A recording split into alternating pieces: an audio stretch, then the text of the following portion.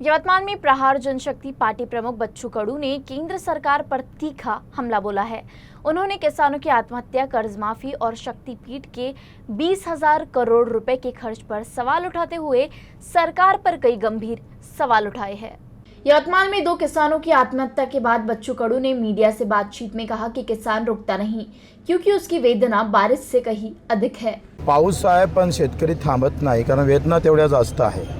आणि महाराष्ट्राच्या मातीत कानाकोपऱ्यात राबणारा एक वर्ग आहे, तो शेतकरी आणि मजूर आहे। या मातीचा सुगंध अवघ्या महाराष्ट्राला नाही तर देशाला देणारा हा महाराष्ट्रातला शेतकरी, शेतमजूर उद्या सुखाचा श्वास घेतला पाहिजे, त्याचं मरण थांबलं पाहिजे। आज बोलता बोलता 2 आत्महत्या झाल्या यवतमाळमध्ये, तर थांबतच नाही।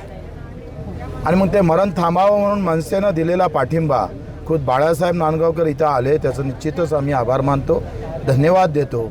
महाराष्ट्राच्या मुंबईच्या म्हणजे महाराष्ट्राच्या आणि देशाच्या आर्थिक राजधानीतून राज ठाकरे साहेब जेव्हा सोबत राहील तेव्हा कर्जमाफीला एक वेगळी दिशा भेटेल आणि निश्चितच हे हत्तीचं बळ आम्हाला भेटल्याशिवाय राहणार नाही आणि सरकारला इथं नमावं लागेल आणि कर्जमाफी द्यावं लागेल। पैसे नाही म्हणता तर शक्तिपीठाला 20,000 कोटी दिले कसे? ते कसे आले तुमच्याकडे? कोण मागितले होते?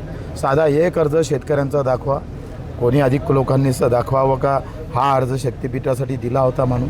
जे मागितलं नाही ते लाडके बहिणी आमच्या डोक्यात लादून दिली, त्याच्यातले अर्ध्यांचं तुम्ही रद्द करून टाकल्या।